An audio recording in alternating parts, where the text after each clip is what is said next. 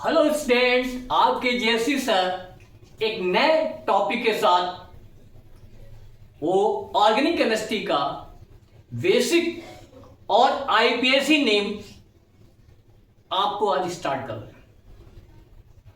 बहुत important topic है और ऑर्गेनिक केमिस्ट्री जब तक बेसिक्स नहीं आता है तब तक ऑर्गेनिक केमिस्ट्री आपको आएगी नहीं। इसलिए ऑर्गेनिक केमिस्ट्री के बारे में आप अच्छी तरीके से समझें और नोट्स बनाते जाइएगा, क्योंकि केमिस्ट्री में जो नोट्स अच्छे बनाता है, रिवीजन अच्छा करता है, तो उसको आपको हमेशा समझ में आता रहता है।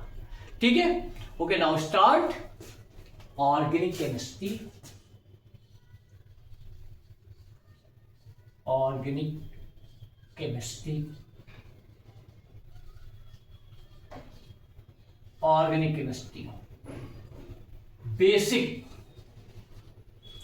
बेसिक्स क्या होते हैं? ऑर्गेनिक केमिस्ट्री का फर्स्ट क्लासिफिकेशन कंपाउंड का कैसे कहा गया कि ये ऑर्गेनिक है और ये इनऑर्गेनिक है। बेसिक कॉन्सेप्ट क्या था कि आपको ऑर्गेनिक कह दिया गया या इनऑर्गेनिक कह दिया गया। तो फर्स्ट टाइम एक साइंटिस्ट आए थे, फर्स्ट क्लासिफिकेशन देने वाले साइंटिस्ट का नाम था लेमेरी। फर्स्ट क्लासिफिकेशन ऑफ कंपाउंड किसने दिया था? एक साइंटिस्ट थे आपके लेमेरी साहब। 1675 में इन्होंने क्या दिया? एक क्लासिफिकेशन दिया था कंपाउंड का। तो कुछ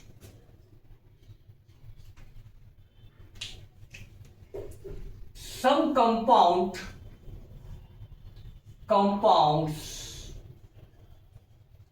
obtained from animals,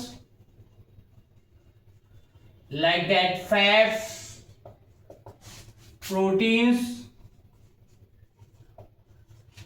फैट और प्रोटीन्स, इनको क्या है एनिमल से ऑब्टेन किया। और सम कंपाउंड्स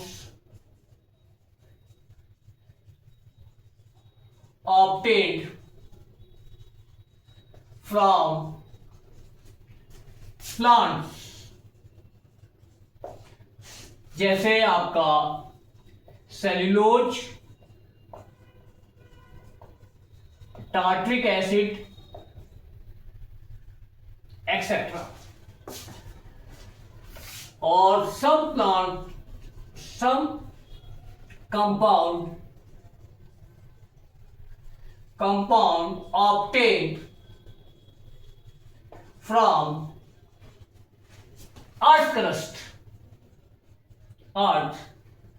क्रस्ट।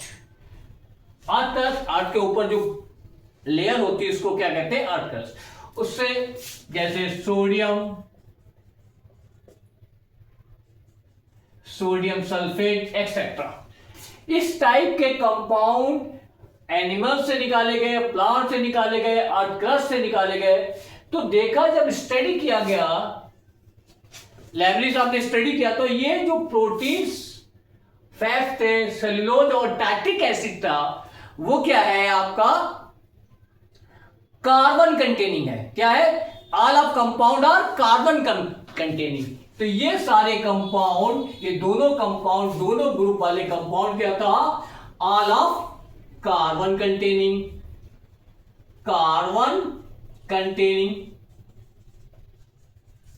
ओके, जब कार्बन कंटेनिंग, तो इसका नाम क्या कह दिया उन्होंने? Organic compound. क्या कह दिया गया? ऑर्गेनिक कंपाउंड बोल दिया गया। क्या कह दिया गया? ऑर्गेनिक कंपाउंड दे दिया। और जो अर्थ क्रस्ट से निकाले गए, इनकी स्टडी की, तो इसमें कार्बन नहीं था, और जो कार्बन नहीं था उन कंपाउंड को क्या कह दिया गया? इनको कह दिया गया आपका सारे कंपाउंड, इनको कह दिया गया क्या? इनऑर्गेनिक, जो कि ऑर्गेनिक नहीं है। तो फर्स्ट क्लासिफिकेशन किसने दिया था? आपका साइंटिस्ट है लेमेरी। इन्होंने क्या किया, एलिमेंट से, प्लांट से, अर्थ क्रस्ट से कंपाउंड ऑब्टेन किए। अब इनमें प्रोटीन, फैट, सेलुलोज और टार्टिक एसिड का जब स्टडी किया गया तो ये सारे क्या है, और कार्बन कंटेनिंग कंपाउंड थे। और ये सारे कार्बन कंटेनिंग कंपाउंड को क्या कह दिया गया, ऑर्गेनिक कंपाउंड कह दिया। और जो कार्बन कंटेनिंग कंपाउंड नहीं थे उनको इनऑर्गेनिक कह दिया गया। तो का ऑर्गेनिक केमिस्ट्री की डिफिनेशन क्या हो सकती है, ऑर्गेनिक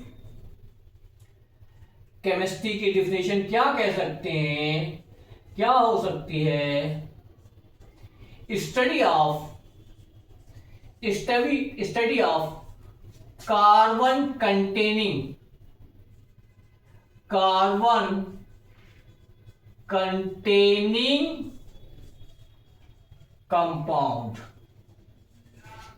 कार्बन कंटेनिंग कंपाउंड को जब स्टडी करते हैं वो क्या कहलाता है, आपका ऑर्गेनिक कहलाता है। ठीक है, क्लियर हुई बात? चलिए नोट कर लीजिए, शुरू करते हैं नया topic, vital force theory. Vital force theory. Vital का मतलब जो लिविंग थिंग्स होते हैं उनके बारे में बात की जाती है। तो वाइटल फोर्स थ्योरी देने वाले साइंटिस्ट का नाम था, क्या था, बर्जीलियस। क्या था, बर्जीलियस। बर्जीलियस ने वाइटल फोर्स थ्योरी दी थी। क्या कहा था कि all of organic compound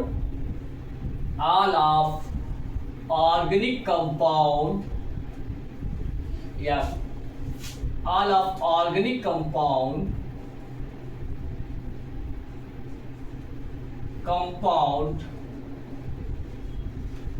not synthesized in the lab, not synthesized in the lab। क्या है, ऑर्गेनिक कंपाउंड को लैब में बनाया नहीं जा सकता है। All organic compound not synthesized in the lab.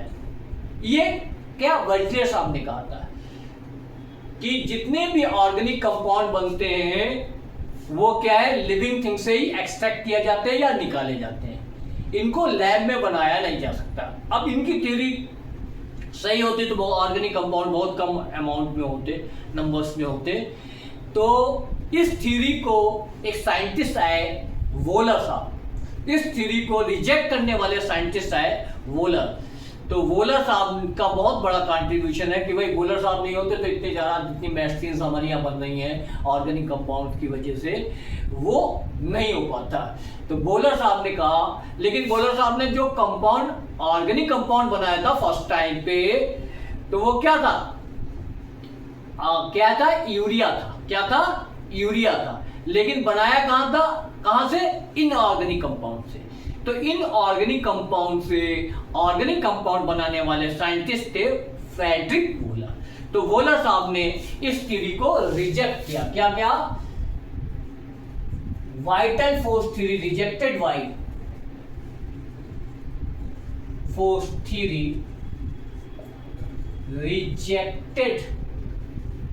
rejected by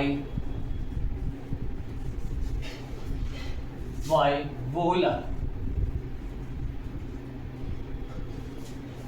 volar साहब ने इस थ्योरी को रिजेक्ट किया और from ammonium साइनेट,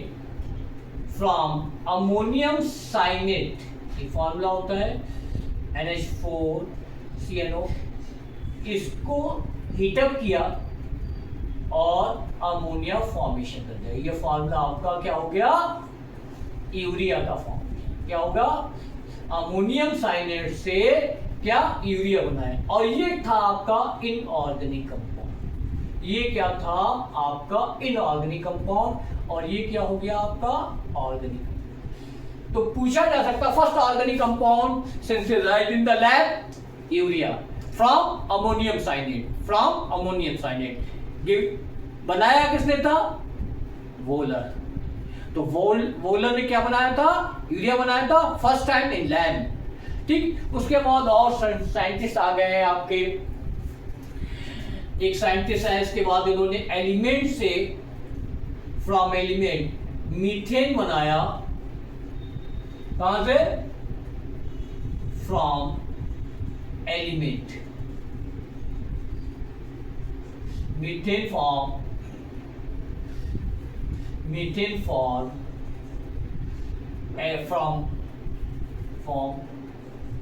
from element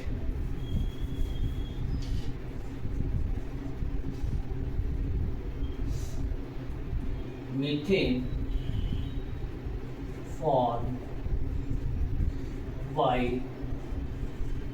Berthollet। बर्थोलेट एक साइंटिस्ट नाम है, और वो उन्होंने क्या है, किसने बनाया मीथेन को first time from element, element के थ्रू, एलिमेंट से क्या बनाया, मीथेन बनाया। उसके बाद एक साइंटिस्ट आया आपके एसिटिक एसिड, जो सेकेंड आपका फॉर्म ऑर्गेनिक कंपाउंड है, वो किसने बनाया था, कोलवे साहब ने, फ्रॉम एलिमेंट्स। तो क्या है, यूरिया फर्स्ट टाइम पे यूरिया ऑर्गेनिक कंपाउंड बना। उसके बाद साइंटिस्ट दूसरे बर्थोलेट है, उन्होंने एलिमेंट का मीथेन बनाया और एसिटिक एसिड बनाया भाई कोलवे साहब ने एसिटिक एसिड बनाया। तो ये आपका है लैब में बनाने वाले ऑर्गेनिक कंपाउंड। ठीक है, लैब में बनने वाले ऑर्गेनिक कंपाउंड। ठीक, अब क्या है, आपने देखा होगा ऑर्गेनिक कंपाउंड को सेपरेट स्टडी में किया गया। तो सेपरेट स्टडी क्यों गई थी, की गई, सेपरेट स्टडी क्यों की गई भाई, उसका रीजन ये था कि large number of organic compound थे और इनके फिजिकल एंड केमिकल प्रॉपर्टीज अलग थी। फिजिकल और केमिकल प्रॉपर्टीज जो इनऑर्गेनिक कंपाउंड थे या उनसे अलग थी, इसलिए इनको सेपरेट स्टडी के लिए रखा गया। तो कहते हैं, पूछा जा सकता है why are separate study, why are separate study of organic compound, organic compound. तो क्या इसका रीजन है, क्यों सेपरेट स्टडी की गई, उसका रीजन क्या हो सकता है। Number one physical and chemical property, physical and chemical properties are different,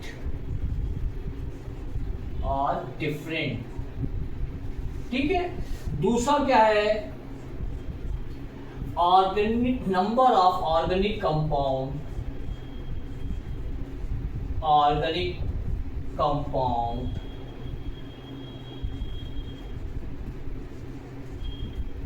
greater in number of organic compound greater, यानी लार्ज नंबर में ऑर्गेनिक कंपाउंड थे। इसकी वजह से क्या है, इनको सेपरेट स्टडी की गई। क्या की गई, सेपरेट स्टडी की गई। ठीक है, नोट कर लीजिए। अब बात करते हैं why are large number of organic compound. Organic compound ज्यादा नंबर में क्यों होते हैं,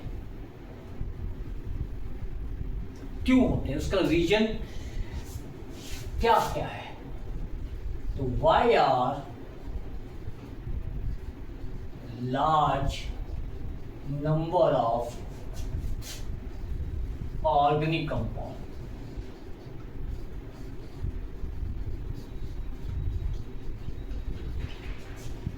लार्ज नंबर ऑर्गेनिक कंपाउंड्स क्यों होते हैं ये।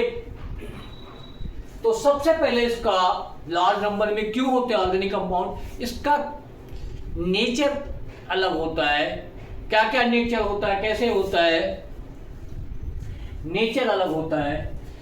तो क्या नेचर होता है? सबसे पहले आपकी एक और ये टेंडेंसी रखते हैं, कैटिनेशन प्रॉपर्टी। क्या है? Catenation property. कैटिनेशन प्रॉपर्टी क्या होती है? Similar atom, identical atom combine each other to form longest chain. लंबी लंबी चैन बनाने की टेंडेंसी होती है, आपस में सिमिलर एटम आपस में कंबाइन करते चले जाते हैं। तो इस टाइप का जो टेंडेंसी होती है वो आपका कहलाता है कैटिनेशन। देखा होगा आपने कैटिनेशन में क्या, लंबे लंबी, ये देखिए कार्बन की लॉन्गेस्ट चैन बनती चली जाती है, कार्बन की लॉन्गेस्ट चैन बनती चली जाती है। ठीक है, तो कार्बन आपस में आइडेंटिकल एटम आपस में कंबाइन कर जाते हैं, तो इस प्रॉपर्टी को क्या कहते हैं?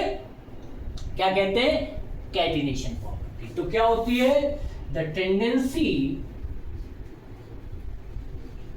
टेंडेंसी ऑफ एलिमेंट आइडेंटिकल, ये identical element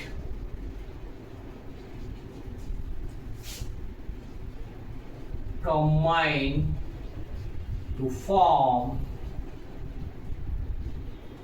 a large chain.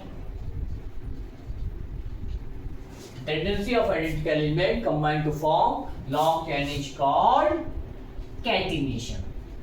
क्या कहलाएगा आपका? कैटिनेशन। कैटिनेशन क्या करता है? डिपेंड्स किस पे करता है? तो कैटिनेशन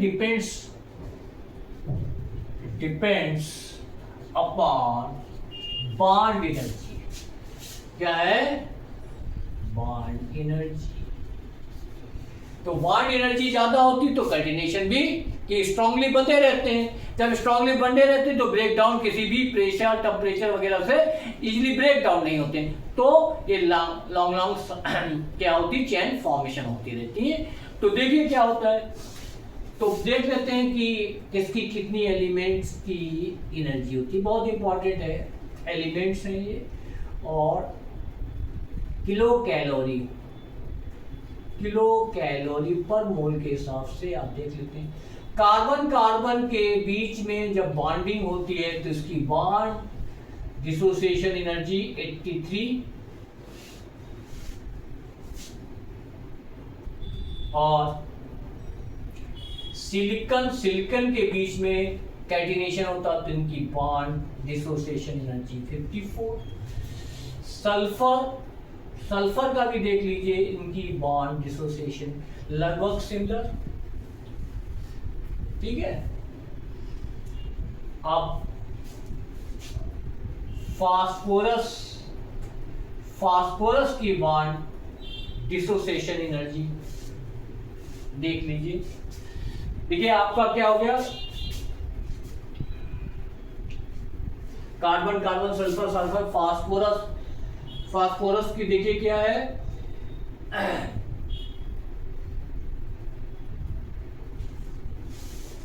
50,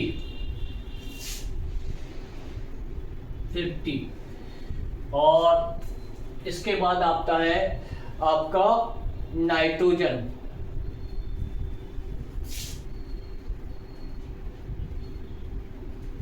39। ठीक है, और इसके बाद आपका आता है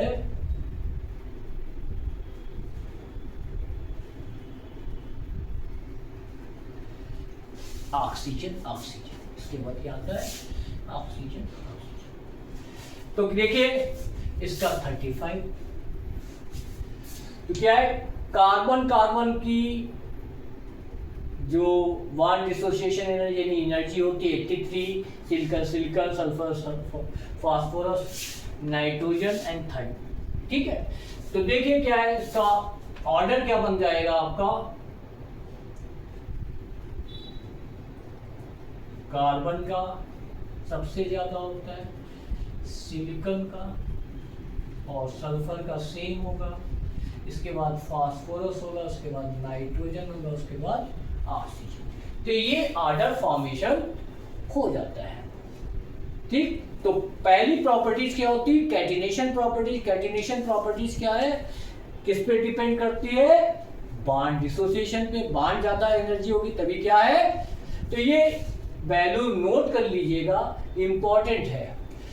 नेक्स्ट प्रॉपर्टीज है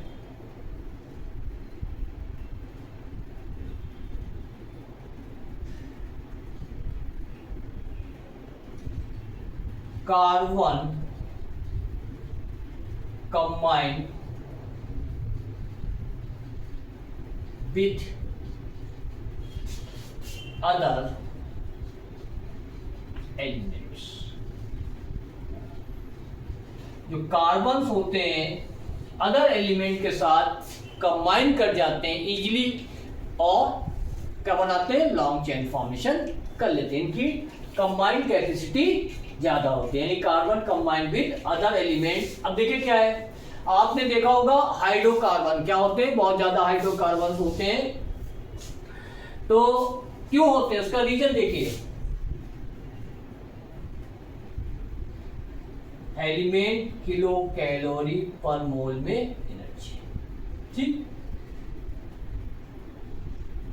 कार्बन हाइड्रोजन के साथ कंबाइन करता है तो इसकी जो एनर्जी होती है वो 97 किलो कैलोरी। कितनी होती है? 97 किलो कैलोरी। जब कार्बन के साथ कंबाइन कर जाता तो क्या होती है? 83,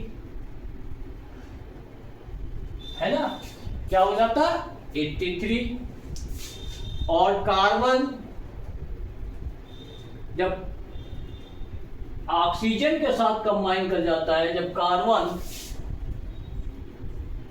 ऑक्सीजन के साथ कंबाइन करता है तो क्या होता है? 86। कार्बन जब क्लोरीन के साथ कंबाइन कर जाता है तब होता है इसका कितना होता है? 81। क्या होता है? 81। और जब कार्बन नाइट्रोजन के साथ कंबाइन करता है तब होता है 73। जब कार्बन ब्रोमीन के साथ कंबाइन करता है तो इसका होता है 86। तो क्या है, कार्बन हाइड्रोजन के साथ कंबाइन किया, क्या है? 97। सबसे ज्यादा किसकी होती है? 90। इंपॉर्टेंट है, हाइड्रोकार्बन बनाता है। ठीक है, सबसे ज्यादा ऑर्गेनिक कंपाउंड क्या है? हाइड्रोकार्बन है। कार्बन जब कार्बन से होता, आपने पहले ही देख रखा है 83, carbon oxygen 86, carbon chlorine 81, carbon nitrogen 73, 68। तो सबसे ज्यादा स्ट्रांगली बॉन्ड कहां बनता है? कार्बन हाइड्रोजन के बीच में बनता है, और जिसकी वजह से क्या है, आपने हाइड्रोकार्बन्स ज्यादा देखे होते हैं ऑर्गेनिक कंपाउंड। इसी वजह से हाइड्रोकार्बन्स ज्यादा देखे होते हैं। तो क्या है, लिख सकते हैं कार्बन कंपाउंड या carbon element combine with other element by strong या strongest covalent bond। ठीक है, तो ये प्रॉपर्टीज की वजह से, ये सेकंड प्रॉपर्टीज की वजह से क्या है, ऑर्गेनिक कंपाउंड लार्ज नंबर में बनते हैं। चलिए नोट कर लीजिए इसको। अब नेक्स्ट रीजन क्या है जिसकी वजह से, तो ये है थर्ड वन रीजन क्या है, आइसोमरीज। आइसोमरीज पूरा टॉपिक है, इसको पढ़ाया जाएगा, लेकिन यहाँ पे शॉर्ट में बता दें। आइसोमरीज क्या होता है, सेम मॉलिक्यूलर फार्मूला होता है, सेम मॉलिक्यूलर फार्मूला होता है, but different structure formation. Same molecular formula but different structure. तो आइसोमेरिक क्या होती है, पार्ट होता है कि सेम मॉलिक्यूलर फार्मूला तो उनके डिफरेंट स्ट्रक्चर फॉर्मेशन हो जाते हैं। एक मॉलिक्यूलर फार्मूला के कई कंपाउंड फॉर्मेशन हो जाते हैं, तो वो क्या आइसोमेरिक कहलाता है। लाइक दैट देखिए, मैं बता देता हूं आपको, C5H12। अब इसमें क्या होगा, ये देखिए, एक ये फॉर्मेशन हो गया, दूसरा ये फॉर्मेशन हो गया, तीसरा ये फॉर्मेशन हो गया, है ना। तो कितना स्ट्रक्चर फॉर्म, एक ही मॉलिक्यूलर फार्मूला के स्ट्रक्चर कितना हो गए, 3 स्ट्रक्चर हो गए। इसी तरीके के एक मॉलिक्यूलर फार्मूला के कई स्ट्रक्चर फॉर्मेशन हो जाते हैं, और एक मॉलिक्यूलर फार्मूला के कई स्ट्रक्चर, बहुत ज्यादा स्ट्रक्चर फॉर्मेशन हो जाते हैं। उसका रीजन यही है लार्ज नंबर में ऑर्गेनिक कंपाउंड बन जाते हैं। ठीक है, नेक्स्ट प्रॉपर्टी है आपकी most important property, tetravalency. Tetravalency of carbon atom. Carbon atom, carbon atom की जो वैलेंसी होती है वो क्या हो, टेट्रावैलेंट होते हैं। क्या होते हैं, टेट्रावैलेंट होते हैं। देखिए कार्बन क्या है भाई, एक वैलेंसी ये, एक वैलेंसी ये, एक वैलेंसी ये, क्योंकि आउटर मोस्ट इलेक्ट्रॉन इसके कितने होते हैं, 4 होते हैं। क्या होते हैं, 4 होते हैं। तो ये जो वैलेंसी फॉर्मेशन करते हैं, तो 4 जगह से कार्बन अटैच हो सकता है, लॉन्गेस्ट चेन फॉर्मेशन कर सकता है। तो लिख लीजिए, लिखिए tetravalency of carbon atom, tetravalency of carbon atom लिख क्या लिया, नोट ही कर लीजिए आप। ड्यू टू रीजन बता दे, due to tetra valency of carbon atom, that is why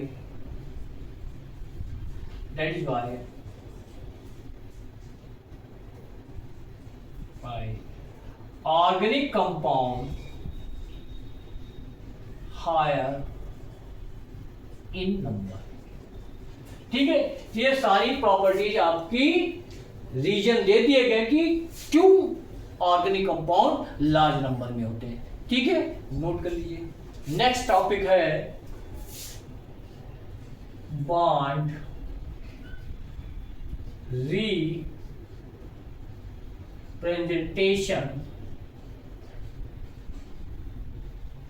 representation of organic compound.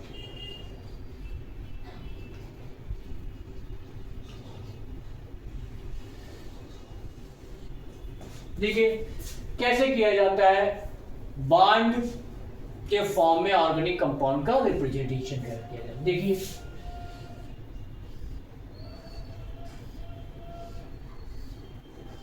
ये क्या हो गया, ये क्या है, ये बॉन्ड, यहां पे क्या मान लेते हैं, कार्बन। देखिए ये क्या है, ये ऐसे रिप्रेजेंट किया जाता है।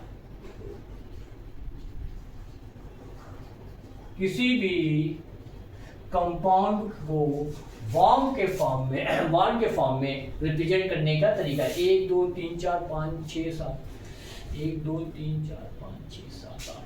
तो ये फॉर्मूला इसका क्या होगा, C4H10। तो इसको क्या है, ये ब्यूटेन है, ब्यूटेन को हम लोग ब्यूटेन कहते हैं। इसको रिप्रेजेंट करने का तरीका क्या है, बॉन्ड में ऐसे। तो ये नहीं दिखाई देता आपका, ये आपको दिखाई नहीं देता, ये मैंने आपको बताया है। ये देखिए बॉन्ड के फॉर्म में, तो क्या होगा 1 2 3 4। तो ये क्या हो गया आपका बॉन्ड का तरीका है, बॉन्ड को रिप्रेजेंटेटिव बॉन्ड फॉर्म में, इसका मतलब यहाँ पे CH3 लगा होगा। तो क्या कह देते हैं इसको, 3 मिथाइल और कितने कार्बन है, 4 टू ब्यूटेन। तो ये बॉन्ड रिप्रेजेंट करने का, बॉन्ड के थ्रू ऑर्गेनिक कंपाउंड को रिप्रेजेंट करने का तरीका है। देखिए तो क्या होगा, 1 2 3 4 5 5 पे इसको पेंटेन कहते हैं। ठीक, इसको नोट कर लीजिए।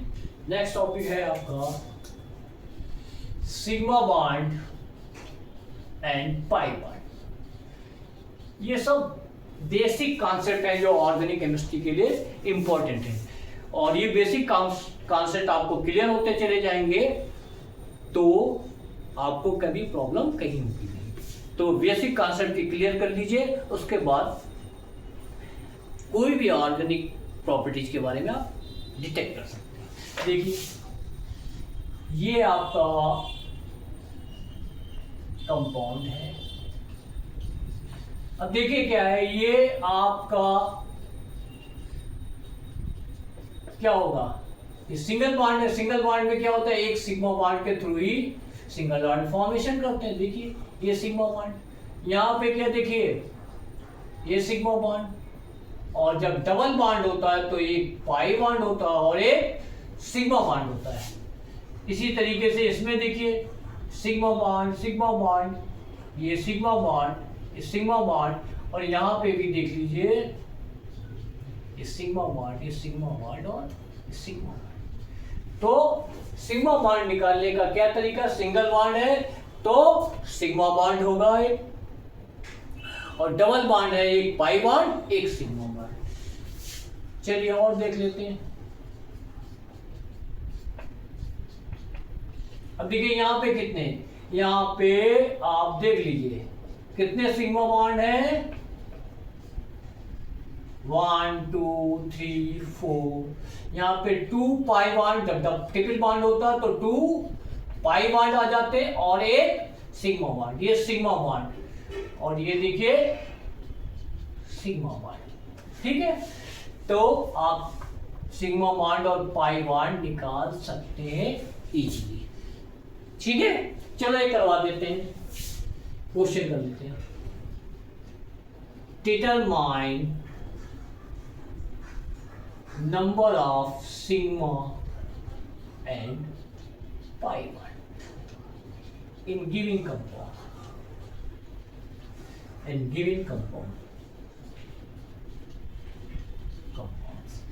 देखिए पहला कंपाउंड है आपका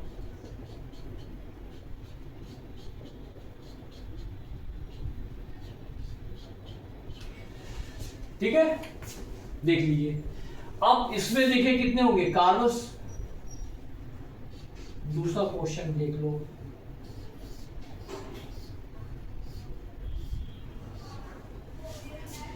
तो इसमें कितने होंगे भाई, हाइड्रोजन के थ्रू लगे हुए देखिए कितने होंगे, ये देख लेते हैं। यहाँ पे इसको इस तरीके से लिख सकते हैं, ऐसे कर लीजिए।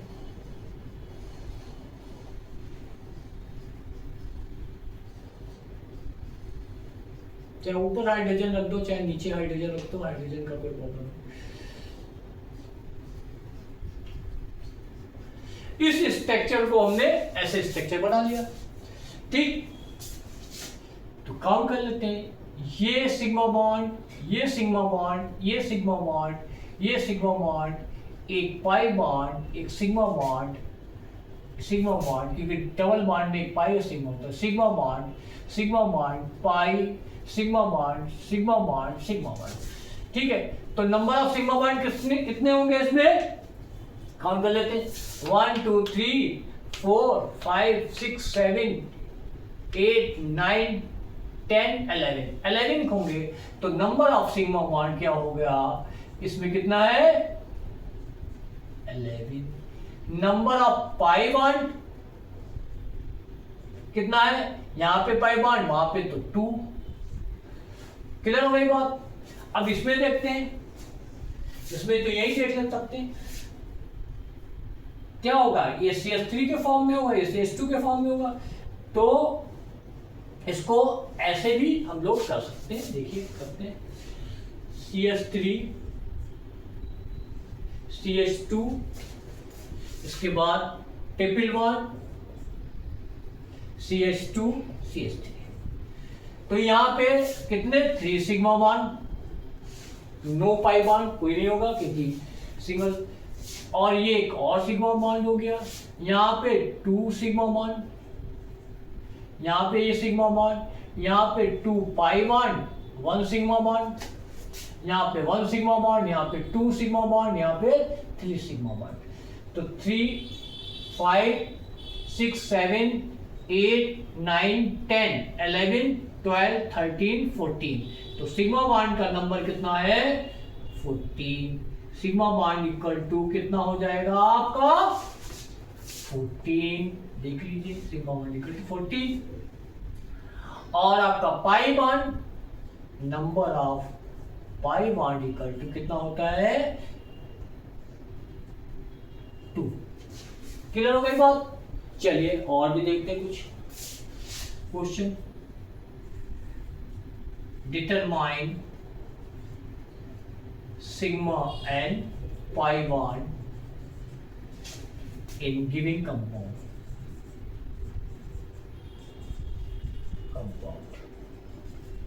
चलिए बहुत फेमस है, बहुत फेमस है आपका ये बेंजीन। काउंट करिए जरा, करने की कोशिश करिए। फॉर्मूला तो बेंजीन का मालूम है, नहीं मालूम है, C6H6 की फॉर्मूला। अब देखिए हम काउंट करते हैं आपको, इसमें होगा एक सिग्मा और एक पाई, ठीक है, और ये लगा होता है C6 हाइड्रोजन लगा होता है यहाँ पे, तो एक सिग्मा ये, एक सिग्मा ये CH के फॉर्म में होगा, यहाँ पे पाई sigma bond sigma bond pi sigma bond sigma bond sigma bond. तो 1 2 3 4 5 6 7 8 9 10 11 12। तो नंबर ऑफ सिग्मा बॉन्ड क्या हो जाएगा, सिग्मा बॉन्ड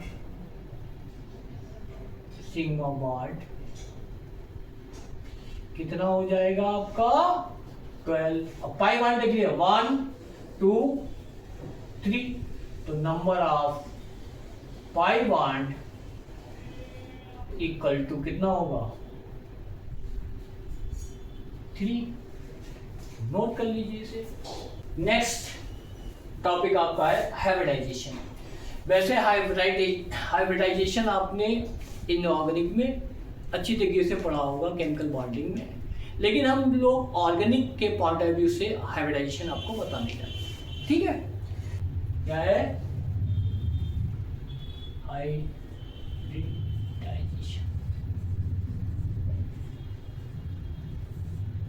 हाइब्रिडाइजेशन क्या होता है देख लीजिए, शॉर्ट में बता देते हैं। Different energy orbital mix each other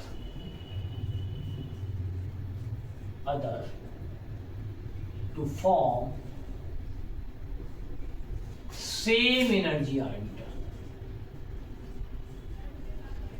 Energy orbitals is called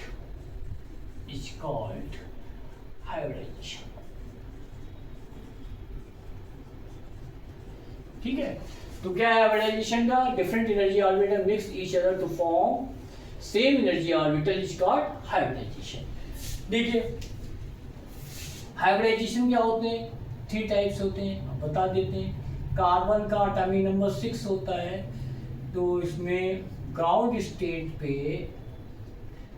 state पे इसमें इलेक्ट्रॉन ऐसे फिलअप किए जाते हैं, ये 1s2 2s2 और ये 2p2, 2 इलेक्ट्रॉन यहाँ पर। अब इसी को एक्साइटेड स्टेट में एक्साइटेड स्टेट में क्या होगा आपका, ये वाला इलेक्ट्रॉन क्या जंप कर जाता है इसमें। अब ये सब सिमिलर एनर्जी ऑर्बिटल हो गए। जब ये सारे सिमिलर एनर्जी ऑर्बिटल हो गए तब ये एनर्जी ऑर्बिटल आपस में मिक्स हो जाता है, तो हाइब्रिडाइजेशन क्या कहलाता है, sp। यानी एक s ऑर्बिटल सेम एनर्जी का, एक p ऑर्बिटल sp। जब दो ऑर्बिटल आपस में मिक्स हो जाते हैं p के और एक s के, तो क्या हो गया sp2। और एक और तीनों ये मिक्स हो जाते हैं तो क्या हो जाते हैं, ये आपका हाइब्रिडाइजेशन sp3। ठीक है, तो क्या है, ऑर्गेनिक कंपाउंड में sp, sp2, sp3 hybridization present रहता है। तो देखिए अब इसके लिए एक फार्मूला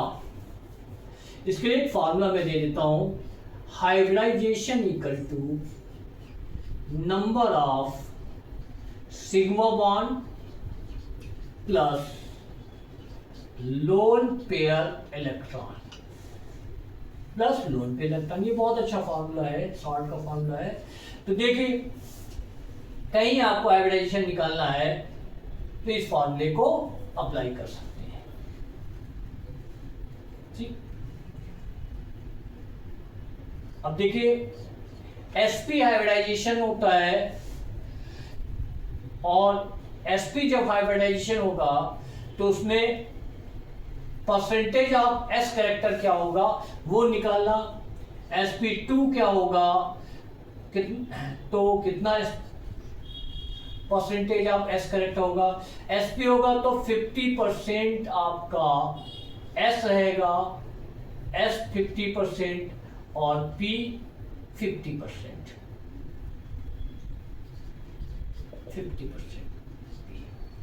ठीक, तो s करेक्टर होगा, sp में क्या होगा 50% s 50%, यानी कि 50% इसमें SOP होगी। इसमें क्या होगा, s करेक्टर कितना होगा आपका 33.3%, इसमें क्या होगा 25%।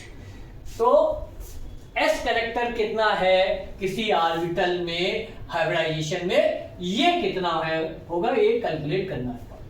ठीक है, अब इसमें sp में कितना 50%, sp2 में 33.33%, sp3 में कितना 25%। क्लियर हो गई बात, है ना। अब बात करते हैं आपको, अब ये निकाला कैसे, लिख लीजिए, निकाल लें परसेंटेज ऑफ s ऑर्बिटल, जिस ऑर्बिटल का निकालना, टोटल ऑर्बिटल्स इनटू 100, निकाल लिया s करेक्टर। ठीक, तो अब इतने जानना होता तो पहले से ही पता होता कि अब इसकी क्या होगा, इलेक्ट्रोनेगेटिविटी कब सबसे ज्यादा किसकी होती है, इलेक्ट्रोनेगेटिविटी सबसे ज्यादा किसकी होती है इसमें, तो सबसे ज्यादा जिसमें s कैरेक्टर होता है, समझे, जिसमें सबसे ज्यादा s कैरेक्टर होगा उसकी इलेक्ट्रोनेगेटिविटी की वैल्यू ज्यादा होगी, इलेक्ट्रोनेगेटिविटी की वैल्यू ज्यादा होगी। ठीक है, तो देख लेते हैं sp, ये इलेक्ट्रोनेगेटिविटी का ऑर्डर है, इलेक्ट्रोनेगेटिविटी का ऑर्डर लिखते हैं, इलेक्ट्रोनेगेटिविटी ऑर्डर। तो सबसे ज्यादा s, उसके बाद sp2, उसके बाद sp3, जिसमें s कैरेक्टर ज्यादा लिख सकते हैं, इसमें पॉइंट वाइज लिख सकते हैं, s कैरेक्टर का मतलब क्या है, directly proportional electronegativity. s character का मतलब s ऑर्बिटल का कैरेक्टर ज्यादा है तो उसकी इलेक्ट्रोनेगेटिविटी ज्यादा है। ठीक है, इसकी इलेक्ट्रोनेगेटिविटी ज्यादा है। अब ऐसे भी लिख सकते हैं, फ्लोरीन की सबसे ज्यादा इलेक्ट्रोनेगेटिविटी, उसके बाद ऑक्सीजन, उसके बाद sp, इसके बाद sp2, उसके बाद sp3, ये हो सकता है। और sp, चलो नाइट्रोजन को भी ले लेते हैं, चलो ऐसा भी, नाइट्रोजन और sp की क्या है, दोनों के इलेक्ट्रोनेगेटिविटी लगभग बराबर होती है, ठीक है, ऐसे नोट करते हैं। चलिए अब इसी के अकॉर्डिंग हम sp2sp की एसिडिक प्रॉपर्टीज क्या होती है, एसिडिक कैरेक्टर क्या होता है, एसिडिक ऑर्डर क्या होता है, एसिडिक ऑर्डर यहां पे नोट कर लेते हैं, acidic order of sp, sp2 and sp3। Acidic order क्या होगा, सबसे ज्यादा एसिडिक sp2, फिर वही बात S character directly proportional to the acidity, S character directly proportional to acidity, acidity ज्यादा होगी दैट मींस S करेक्टर ज्यादा होगा। नोट कर लीजिए, सारे बहुत इंपॉर्टेंट है, सारी चीजें बहुत इंपॉर्टेंट है, आपके प्रॉब्लम्स में पूछी जा सकती है, नोट कर लीजिए। चलिए अब कुछ हाइब्रिडाइजेशन निकालना दिखाते हैं तो कैसे निकाला जाता है। तो डिटरमाइन hybridization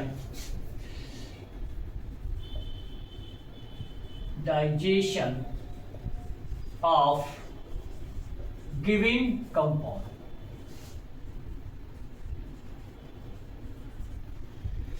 कंपाउंड में हाइब्रिडाइजेशन कैसे निकाला जाता है, ये क्वेश्चन देखते हैं,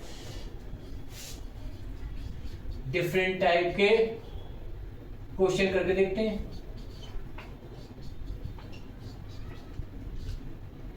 अब पर्टिकुलर कार्बन पे आपको first, second, third, fourth, fifth hybridization निकालना है। तो देखिए इस कार्बन पे वही फार्मूला अप्लाई करते हैं, कितने सिग्मा बॉन्ड है, इस हाइड्रोजन पे कितने 4 सिग्मा बॉन्ड है, कि 3 हाइड्रोजन के साथ सिग्मा बॉन्ड, एक इसका कार्बन के साथ, और लोन पेयर 0, तो आया कितना नंबर 4। तो क्या सेटिस्फाइड हो गए, एक s ऑर्बिटल सेटिस्फाइड होगा, 3p, तो क्या हाइब्रिडाइजेशन हो जाएगा sp3, इस नंबर को सैचुरेट कर लिया, एक s फॉर्म ऑर्बिटल हो गया और 3p sp3 हो जाएगा। इसके लिए देखते हैं, एक कार्बन 1 कार्बन के लिए था, एक कार्बन 2 के लिए देखते हैं, इसमें क्या है हाइब्रिडाइजेशन,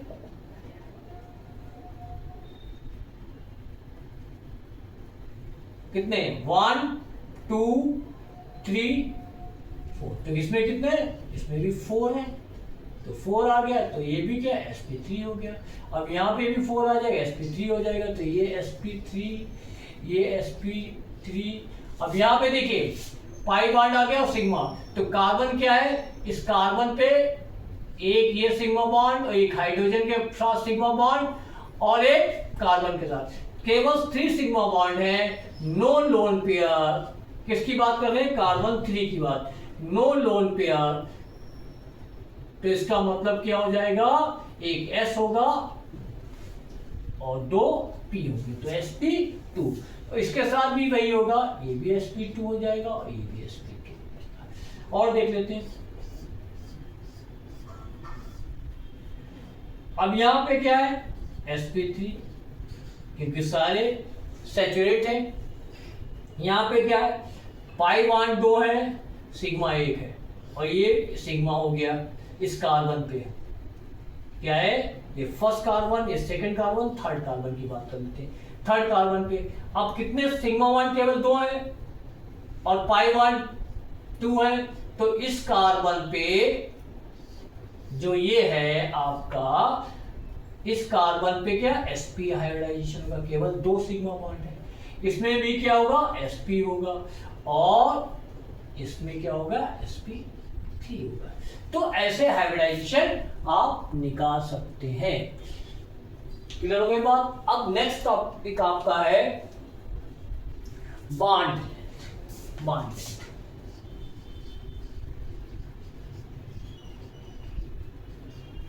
बॉन्ड लेंथ देखिए, बॉन्ड लेंथ क्या होती है, डेफिनेशन लिखिए, the distance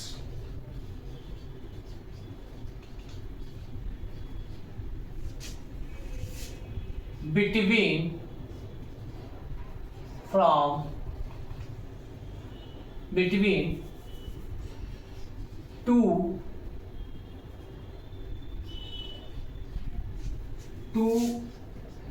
atom from one nucleus of atom to other nucleus of atom। जैसे ये दो आपके हैं, तो यहां से यहां तक का डिस्टेंस क्या कहलाता है, बॉन्ड लेंथ कहलाता। क्या कहलाता, बॉन्ड लेंथ। क्या कहलाता, बॉन्ड लेंथ। ठीक है, अब देख लेते हैं बॉन्ड लेंथ। कार्बन के बिटवीन बॉन्ड लेंथ होती है 154 एंगस्ट्रॉम, और डबल बॉन्ड के बिटवीन होती है 134, और ट्रिपल बॉन्ड के बिटवीन होती है 1.0 ये किसमें होती है, एंगस्ट्रॉम में। क्या होती है, एंगस्ट्रॉम में। तो बॉन्ड लेंथ सबसे ज्यादा किसमें होती है, तो बॉन्ड लेंथ ऑर्डर क्या हो गया, सबसे ज्यादा इसमें, उसके बाद इसमें, उसके बाद ट्रिपल बॉन्ड में। और बॉन्ड लेंथ ये होगी तो बॉन्ड स्टेबिलिटी किसमें ज्यादा होगी, बॉन्ड स्टेबिलिटी ऑर्डर क्या होगा, जस्ट अपोजिट। क्या होगा, जस्ट अपोजिट।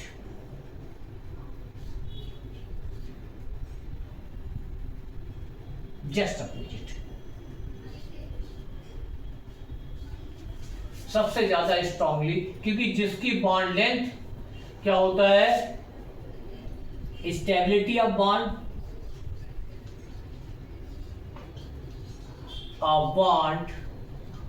क्या होगा, इनवर्सली प्रोपोर्शनल बॉन्ड लेंथ होती है। लेंथ ज्यादा होगी, स्टेबिलिटी कम होगी। ठीक है, नोट कर लीजिए। अब देखिए, इस फर्स्ट लेक्चर हम लोगों ने ऑर्गेनिक कंपाउंड के जो बेसिक कॉन्सेप्ट का फर्स्ट लेक्चर हो गया है। फर्स्ट लेक्चर में आप देखिए, फिर नेक्स्ट लेक्चर में आपको हम और इसके आगे प्रोसीड करेंगे। तो कंटिन्यू आप नोट करते रहिए, और हमारे लेक्चर को आप नोट करिए और रिवाइज करिए। 100% केमिस्ट्री आने के चांसेस हैं, 100%।